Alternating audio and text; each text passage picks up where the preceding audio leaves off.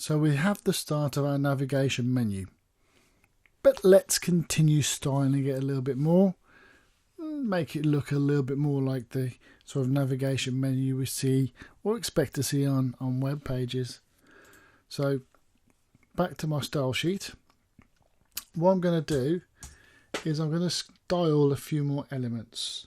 So first of all, we know we're going to style our nav menu, and it's going to be LI, and what I'm going to do is I'm going to style the A link, and what I'm also going to style is the nav menu, the list element A visited.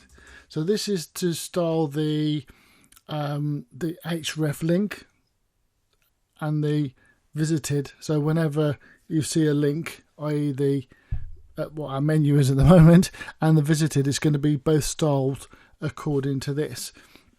And also note that I'm actually using a comma here. You can actually comma separated various elements of the element you're styling, in this case the nav menu LI, and you just use a comma, and then they both would use the block that you now create for your styling. So that said, I'm going to style the background colour, and in this case I'm going to use aqua. Just for now, we can always change colours if we need to later on. Next thing I'm going to do is I'm going to display block, display to block, add some padding of 0.2 EM. I'm going to remove the text decoration. I'm going to set it to none. That'll remove the line underneath the link, etc. You know, we're just going to look like some nice text. I'm going to do the font weight. And I'm going to set that to bold, just to give it that little bit more stand out a bit. And I'm going to set some margin, and with margin you can actually set it to be everything, i.e. just 0.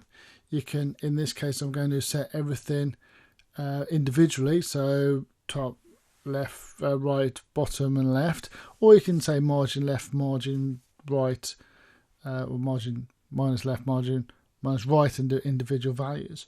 But in this case I'm just going to do all in one go, so 0.2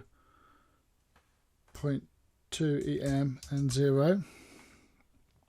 So that's styling the top, right, bottom and left elements, or adding margin I should say. And what I want to do is I want to set up some border radius, and I'm going to have to do this 3 times using WebKit Moz and just the standard border radius, because certain browsers need certain plugins to do this. So Chrome and Mozilla might use different actual plugins to do this, and then some would also just use the bog standard HTML border radius. So in the case of this sort of styling, and this is not just the only one, you have to do this a number of times, 3 times, using the different WebKits. So the first one is WebKit border radius of 3 pixels. The second one is going to be Moz border radius of 3 pixels, and then the final one is just border radius of 3 pixels. So we've got the 3 different ways of doing that. They're all the same, it's just that depending on the browser, some may have to use this WebKit, some may have to use this WebKit, and some browsers will just use the standard HTML5 border radius. It just covers all batches, you know. And the last thing I want to do is I want to actually add some shadow to my boxes to give it like a 3D look. So I'm going to go box shadow. Okay, and then what I'm going to do is I'm going to go 3 pixels, 3 pixels, 3 pixels, 3 pixels, to give them 3 pixels again, left, right, etc. And then what I'm going to do is I'm actually also going to add a colour for that, and I'm going to use RGBA, and this is going to be the colour of our shadow. So we're going to go 43, 43, 77, 0.5. Now you might want to actually use a different shadow colour. You can. I'm actually using RGBA value to do this. I'm doing it all within the same box. You don't necessarily need to, but just to give you an idea. Done. Okay. So let me just save that. And let me go back to our web page. And now you can see I've got this nice actual menu box here. All looking lovely. What I'm also going to do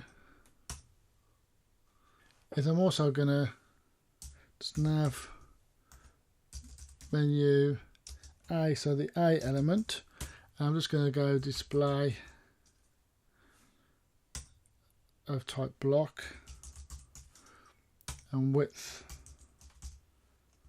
of 80 pixels.